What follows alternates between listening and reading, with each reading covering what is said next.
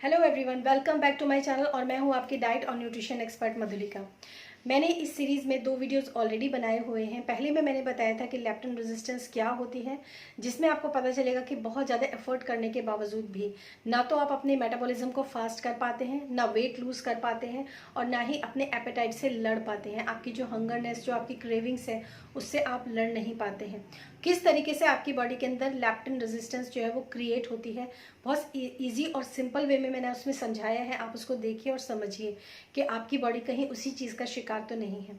Second video में मैंने उसमें बताया था कि कौन कौन से सिम्टम्स होते हैं और कुछ ब्लड टेस्ट रिपोर्ट्स के बारे में भी मैंने आप लोगों से बात की थी। अगर ये सारे सिम्टम्स होने के बावजूद आपका जो थायराइड टेस्ट है वो नॉर्मल आता है तो आपको सेकंड पार्ट जो है वो ज़रूर देखना चाहिए। एज वेल एज मैं कहूँगी आपको दोनों पार्ट्स देखने चाहिए। और थर्ड पार्ट में हम बात करेंगे इसके सॉल्यूशन के बारे में कि अगर आपकी बॉडी के अंदर लेप्टिन रेजिस्टेंस जो है वो क्रिएट हो चुका है तो आपकी बॉडी के अंदर आपको उसके लिए क्या क्या एफर्ट्स करने चाहिए जिससे कि आप अपने लेप्टिन रेजिस्टेंस को रिवर्स कर सकते हैं। तो सबसे पहला जो इसका एक सॉल्यूशन है और जो मेन है वो ये है कि अगर आपको थायराइड लेवल्स आपके हाई हैं, अगर आपका TSH हाई है, अगर आपकी बॉडी के अंदर, आप इंडिया से बाहर इस वीडियो को देख रहे हैं और आपकी बॉडी के अंदर RT3 का लेवल जो है वो बढ़ा हुआ है, जिसको रिवर्स T3 कहते हैं, जिसके चलते आपका जो T3 एक्टिव हार्मोन है, जिसके कारण आपकी बॉडी पूरी तरीके से सर्वाइव करती है, आपके जितने भी मेटाबॉलिक फंक्शंस जो हैं वो सब ऑपरेट होते हैं with the help of T3। तो अगर ऐसा नहीं हो रहा है तो आपको क्या करना चाहिए? तो उस कंडीशन में आपको जो है सबसे पहले तो आपको एक ऐसी डोजेस के ऊपर जाना चाहिए T4 के जो सिंथेटिक मेडिकेशन है, क्योंकि इस समय आपकी कंडीशन काफ़ी ख़राब है और आपकी बॉडी के अंदर मेटाबॉलिज्म जो है वो अप होना बहुत ज़रूरी है। जस्ट बिकॉज ऑफ, इसलिए नहीं कि आपको उसका एडिक्शन हो या आपको उसकी हैबिट हो जाए उस T4 हार्मोन की, जो हम थायरोक्सिन, थायरोनोम जिसकी मैं बात कर रही हूँ, बल्कि इसलिए ताकि आपकी बॉडी का जो मेटाबॉलिज्म है वो थोड़ा सा उसका लेवल्स जो है वो बढ़ जाए। आपकी जो आप सिंथेटिक वर्जन का जो आप T4 हार्मोन लेते हैं, मॉर्निंग में एक टैबलेट लेते हैं थायराइड की, वो आपकी बॉडी के अंदर के मेटाबॉलिज्म को बूस्ट करने में हेल्प करती है, क्योंकि वही जो होता है T4 से T3 में कन्वर्ट होता है और आपकी बॉडी के अंदर एक्टिव हार्मोन में प्रोड्यूस होता है। तो सबसे पहले तो है एकदम राइट काइंड ऑफ डोज आपका होना चाहिए। अगर आप इस कंडीशन के अंदर फंस चुके हैं तो सबसे पहले आपकी जो T4 हार्मोन है वो बिल्कुल सही लेवल का होना चाहिए। और सही लेवल का है कैसे पता चलेगा? जब आपने कोई भी, जैसे आपने 50 mcg लिया या फिर आपने 100 mcg लिया, तो जिस mcg पर आपका जो थायराइड जो TSH है वो नॉर्मल रेंज में आ रहा है तो वही आपके लिए राइट डोज है। तो उसके लिए आपको थोड़ा सा पेशेंस रखने पड़ेंगे। पहले अगर आपका TSH बहुत ज़्यादा हाई है तो आपको कम से कम 100 mcg का आपको लेना ही चाहिए। और अकॉर्डिंग टू मैं यही कहूँगी कि जो एंडोक्रिनोलॉजिस्ट होते हैं वो आपको सही एडवाइस करते हैं। हालांकि वो लोग भी कहते हैं कि इसको खाइए फिर 3 महीने बाद टेस्ट करवाइए, उन लोगों का भी यही प्रोसीजर होता है। तो अगर आपका TSH काफ़ी हाई है तो आप थोड़ा सा ज़्यादा लीजिए, और अगर आपका TSH कम है, माइल्ड है, मतलब आपका 10 से बिलो है, तो आप 50 mcg से भी स्टार्ट कर सकते हैं। तो 50 mcg जो है उससे आपको देखना है कि 3 मंथ्स के अंदर आपका TSH अगर नॉर्मल रेंज में आ जाता है तो इसका मतलब ये है कि आपकी जो राइट काइंड ऑफ डोज आपने स्टार्ट कर दी है। अब ये तो है इंडिया के लिए, लेकिन जो लोग इंडिया से बाहर होते हैं उनके लिए क्या है? उनके लिए जो मेडिकेशंस हैं वो थोड़ा सा और अच्छे होते हैं। जैसे उनके जो एंडोक्रिनोलॉजिस्ट होते हैं, जो वहाँ के फंक्शनल डॉक्टर्स भी होते हैं, वो लोग उनको T4 + T3 ये मेडिकेशन का जो कॉम्बिनेशन होता है वो प्रोवाइड करते हैं। और आई थिंक अगर आप इंडिया में किसी अच्छे सिटी में रहते हैं तो आप इस चीज़ के लिए आप डॉक्टर से भी कंसल्ट कर सकते हैं, अपने एंडोक्रिनोलॉजिस्ट से भी कंसल्ट कर सकते हैं कि वो आपको T4 + T3 का जो कॉम्बिनेशन है वो आपको दे दें, ताकि आपकी बॉडी के अंदर जो रिवर्स T3 बढ़ा हुआ है वो जल्दी से जल्दी फ्लैश आउट हो जाए। और कुछ लोग जो होते हैं वो प्योर T3 लेते हैं, लेकिन वो एक्सपेंसिव भी बहुत होता है, और उसको तो मैं नहीं कहूँगी कि आप प्योर T3 लीजिए, क्योंकि उससे वेट लॉस भी फास्ट होता है और उससे आपकी बॉडी का मेटाबॉलिज्म भी, मतलब सारी की सारी जो सिम्टम्स होते हैं वो नॉर्मलाइज होने लगते हैं। लेकिन उसका भी आपको आदत नहीं होनी चाहिए। अगर आपने ऊपर से T3 ही डायरेक्ट देना शुरू कर दिया तो आपकी बॉडी जो है वो प्रोसेस, जिसमें आपका T4 से T3 में कन्वर्जन होता है, जिसमें आपके थायराइड ग्लैंड जो है वो T4 और T3 को प्रोड्यूस करता है, तो अगर आपकी बॉडी को सब कुछ ऊपर से ही मिल जाएगा तो वो वर्किंग और वो फंक्शंस जो है वो कहीं ना कहीं सफ़र करेंगे और आपको फिर दिक्कत होगी। तो सबसे पहला सिम्टम तो ये है कि आपको अपनी डोज जो है वो बिल्कुल करेक्ट रखनी चाहिए, ताकि ये प्रोसेस जो है वो स्टार्ट हो सके।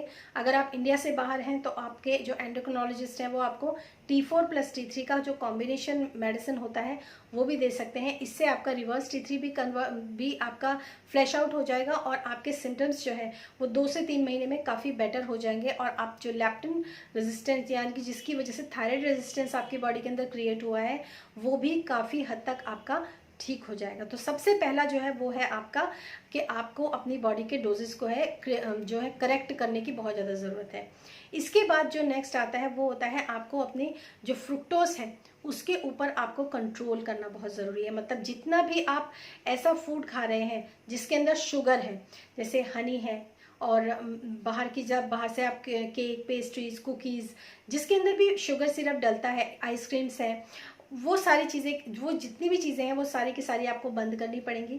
अगर आपका यूरिक एसिड जो है 5 से काफ़ी ज़्यादा है तो मैं कहूँगी कि आपको इस कंडीशन में आपको फ्रूट्स भी ड्रॉप कर देने चाहिए, फ्रूट्स भी अवॉइड कर देने चाहिए। तो आपकी बॉडी के अंदर फ्रुक्टोज जो है वो बिल्कुल जाना बंद हो जाएगा।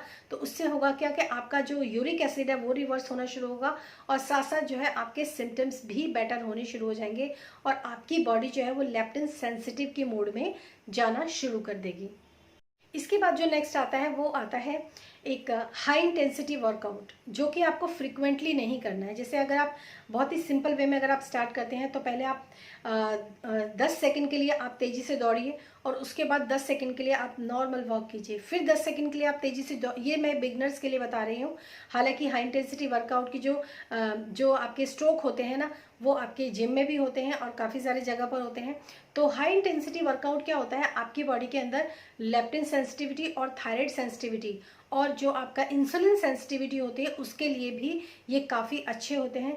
तो बहुत ही बिगनर्स की तरह लो लेवल से आपको अपनी बॉडी के अंदर हाई इंटेंसिटी वर्कआउट जो है वो धीरे धीरे करके उसको इंट्रोड्यूस करना है। ये भी आपकी बॉडी के अंदर के सिम्टम्स जो हैं वो उनको बेटर करता है। इसके अलावा जितना भी प्रोसेस्ड फूड जो कि आप मार्केट से लेकर खाते हैं उसको आपको अवॉइड करना है। और सबसे मेन जो आपके हार्मोन्स को बैलेंस करने के लिए बहुत ज़्यादा इंपॉर्टेंट होता है वो होता है आपकी 7 to 8 आवर्स की स्लीप। ये सिर्फ कहने की बात नहीं है। अगर आप प्रॉपर 7 to 8 आवर्स की स्लीप लेते हैं जिसमें आप अपने फ़ोन को एक तरफ रखते हैं तो उसके चलते भी आपकी बॉडी के जो हार्मोन्स हैं, बहुत सारे हार्मोन्स जो हैं वो लेवल उनका बैलेंस होता है और आप काफ़ी हेल्दी फील करते हैं। जब आप एक अच्छी नींद लेते हैं तो आपका स्टमक जो होता है वो भी क्लीन होता है, सुबह को स्टूल अच्छे से पास होता है और आप काफ़ी फ्रेश फील करते हैं और आपके हार्मोन्स जो हैं आप काफ़ी एक्टिव फील करते हैं एक्चुअली उस दिन। तो इसलिए 7 to 8 आवर्स की स्लीप जो है वो बहुत ज़्यादा ज़रूरी है और कंपलसरी है। इसके बाद जो नेक्स्ट आता है वो आता है कि आप किसी भी तरह की जो कैलोरी रिस्ट्रिक्टेड डाइट होती है या फिर कभी डाइट करी और कभी छोड़ दी, कभी डाइट करी और कभी छोड़ दी, ये जो प्रोसीजर होता है ना ये शरीर को और ज़्यादा ख़राब करता है। तो किसी भी तरह की कोई सी भी डाइट उठा ली आपने कि मैं ये डाइट करूँगा या वो डाइट करूँगी, इस बार मैं प्रोटीन डाइट के ऊपर चले जाता हूँ, इस बार मैं कीटो डाइट करना शुरू कर देता हूँ, इस बार मैं इंटरमिटेंट फास्टिंग करना शुरू कर देता हूँ, या फिर कैलोरी रिस्ट्रिक्टेड कि मुझे पूरे दिन जो है बस केवल 1200 कैलोरी से ज़्यादा नहीं लेना है। ये सब जितनी भी चीज़ें होती हैं ना ये सब आपके थायराइड लेवल को और ज़्यादा स्थिति जो होती है उसकी और ख़राब करता है। आपके इंसुलिन लेवल को ख़राब करता है, आपके थायराइड लेवल को ख़राब करता है और आपके लेप्टिन लेवल को भी ख़राब करता है। कॉन्स्टेंटली आप किसी चीज़ को लाइफस्टाइल की तरह अपनी लाइफ के अंदर ऐड ऑन कर सकते हैं। जैसे नॉर्मली अगर आप ये सोचें कि मैं कार्ब्स थोड़ा कम लूँगी, क्वांटिटी कार्ब्स की थोड़ी क्वांटिटी कम लूँगी, आप प्रोटीन की थोड़ी सी बढ़ा दूँगी और फैट की थोड़ी सी बढ़ा दूँगी, ऐसा अगर आप करते हैं, एक जनरल अपना लाइफस्टाइल बनाते हैं और उसको सस्टेन करते हैं काफ़ी समय तक, एकदम से चेंज नहीं करते हैं, तो वो आपके लिए थोड़ी बहुत कारगर हो सकती है। लेकिन अगर आप आजकल ये डाइट, कल को दूसरा वीडियो देखा तो दूसरी डाइट, तीसरा वीडियो देखा तो तीसरी डाइट, और कई बार तो है हम कई बार तो फास्टिंग शुरू कर देते हैं, तो वो सब जो होता है ये सब बहुत खतरनाक होता है। तो इस चीज़ से भी आपको काफ़ी हद तक बच के रहना है। इसके बाद जो नेक्स्ट आता है वो बहुत इंपॉर्टेंट है और वो है आपका ब्लड टेस्ट। ब्लड टेस्ट में आप चेक कीजिए एक बार आपके स्पेशली आपके विटामिन D3, B12, एंटी-TPO यानी कि थायराइड पेरोक्सीडेज जो थायराइड एंटीबॉडीज़ का जो टेस्ट होता है, ये टेस्ट भी आपको करवाने बहुत ज़रूरी है। अगर आपकी बॉडी के अंदर जो विटामिन और मिनरल्स है, जो मेन विटामिन और मिनरल्स होते हैं, अगर आपकी बॉडी के अंदर बहुत ज़्यादा मेजर डेफिशिएंसी है न्यूट्रिशन की, तो उस कंडीशन में आपको अच्छे सप्लीमेंट्स की तरफ ज़रूर मूव ऑन करना चाहिए। और खासकर अगर आप थायराइड पेशेंट हो चुके हैं, आपके ब्लड टेस्ट की रिपोर्ट में भी आ गया है कि आपका TSH काफ़ी हाई है, तो ऐसे जिंक और सेलेनियम रिच फूड आपको ज़रूर अपनी डाइट के अंदर ऐड करने चाहिए।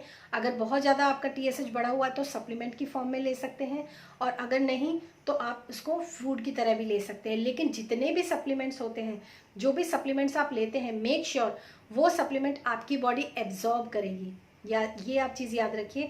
और वो तभी एब्जॉर्ब करेगी जब आपकी बॉडी एब्जॉर्ब करने लायक होगी।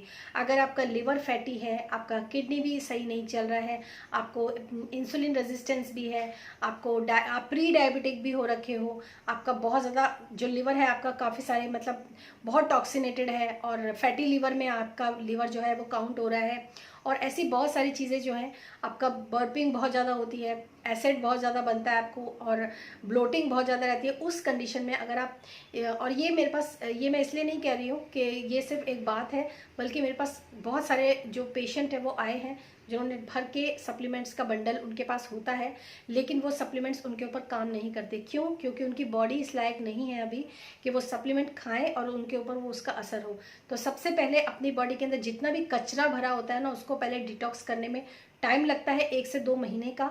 अगर आप उसी में आपको संतुष्टि मिलने लग जाती है, उसी में आपके सिम्टम रिवर्स होने लग जाते हैं, और फिर आप अच्छे क्वालिटी का खाना खाते हैं, तो जो विटामिन्स और मिनरल्स हैं वो भी आपकी बॉडी को मिलते हैं। और ये मैं बात ऐसे ही नहीं कह रही हूँ, मेरे पास बहुत सारे क्लाइंट्स हैं जो लोग मेरे पास आए अपने बहुत सारे n नंबर ऑफ़ प्रॉब्लम्स के साथ, कि उनका एनर्जी लेवल्स अच्छा नहीं है, उनके पैरों में बहुत दर्द होता है, उनके सर में बहुत दर्द होता है, कॉन्स्टिपेशन, मेजर कॉन्स्टिपेशन उनको है, मतलब ऐसे बहुत सारे सिम्टम्स के साथ जब लोग मेरे पास आते हैं, तो मैं सबसे पहले उनकी बॉडी को एकदम डिटॉक्स करती हूँ, एकदम फ्लैश आउट करती हूँ उनकी बॉडी को, और उसी में ही उनके जो पेन्स होते हैं वो चले जाते हैं, इन्फ्लामेशंस जो होती हैं वो रिड्यूस होने लग जाती हैं, वेट जो होता है वो धीरे धीरे करके कम होने लगता है, क्योंकि उनकी बॉडी जो है वो लेप्टिन सेंसिटिव, इंसुलिन सेंसिटिव होने लग जाती है। तो ऐसे सिम्टम्स जो है, ज़रूरी नहीं है कि आप भर के आप सप्लीमेंट खाएंगे तभी आपको आराम पड़ेगा। सबसे पहले अपनी बॉडी को देखिए, उसको सुनिए, और उसको समझने की कोशिश कीजिए कि उसको प्रॉब्लम है क्या, क्योंकि बॉडी जो होता है ना, हमें खुद से इंडिकेशन देती है कि मेरे साथ कुछ ना कुछ प्रॉब्लम है। तो सबसे पहले अपनी बॉडी को डिटॉक्स कीजिए, ये बहुत ज़रूरी है। उसके बाद ही आप किसी सप्लीमेंटेशन के साथ आप उसके कांटेक्ट में जाइए। और अगर आपने साथ साथ अपने डाइट स्टार्ट कर दी है, जैसे मेरे पास जो क्लाइंट्स आते हैं उनकी मैं डाइट भी साथ साथ स्टार्ट कर देती हूँ, ब्लड टेस्ट की रिपोर्ट होती है मेरे पास, और उनके सप्लीमेंट अगर ज़रूरी है तो, मेजर डेफिशिएंसी है तो, तभी मैं उनके सप्लीमेंट्स जो है वो साथ साथ स्टार्ट करती हूँ। तो एक बहुत अच्छा जो एक वो होता है ना, एक बहुत अच्छा पुशअप जो होता है उनको फर्स्ट मंथ में ही मिलने लग जाता है।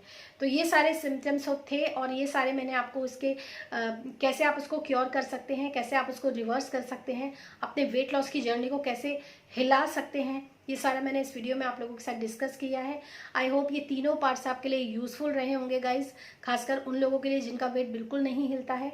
और अभी मैं ये कहूँगी कि आप तीनों पार्ट्स जो है वो एक साथ ज़रूर देखिए, ताकि पूरी नॉलेज और पूरा एकदम आपको पूरी पिक्चर्स जो है वो क्लियर हो जाए।